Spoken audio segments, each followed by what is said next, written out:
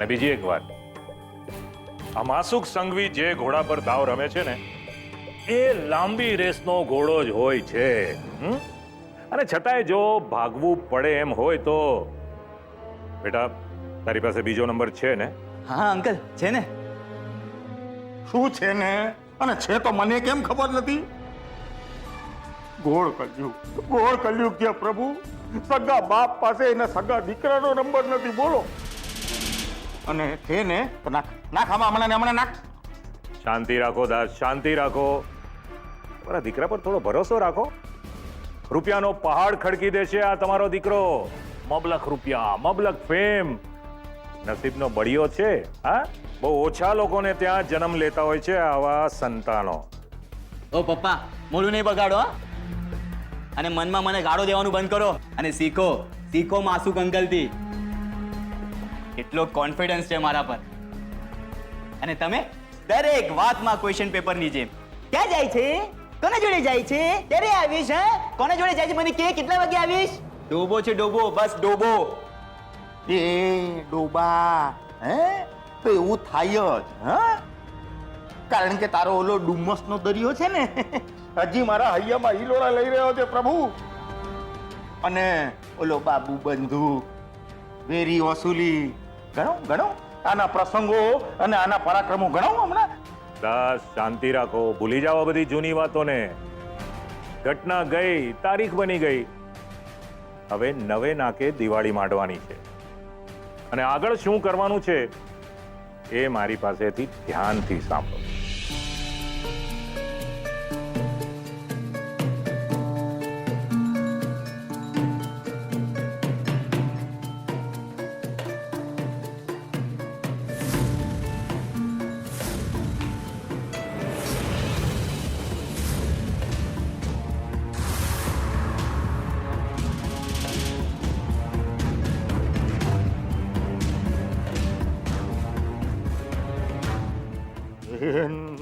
ના પ્રભુ, આ કામ માટે મારો રાહુલિયો નહીં. અરે મારો રાહુલિયો એમે પોલીસથી ભાગતો ફરી રહ્યો છે પ્રભુ. આ વખતે મારા રાહુલિયાને આ કામ નહીં સોંપ્યા. દાસ, કામ તો કરવું પડશે ને. તો એની ક્યાં ના પાડું છું, કામ તો થશે જ.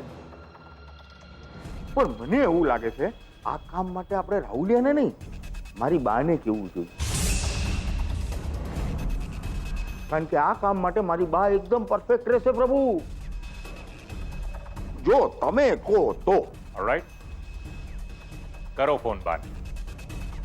અરે પ્રભુ, ફોન કરવાની શું જરૂર છે? એમ સમજો ને કામ થઈ ગયું. હે,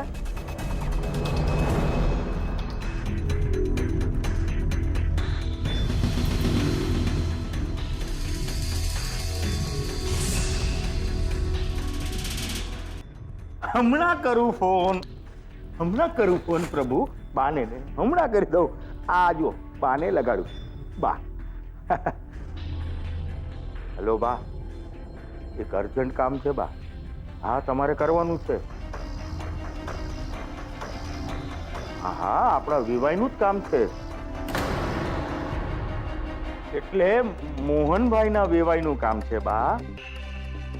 થઈ જશે ને બા? ભલે.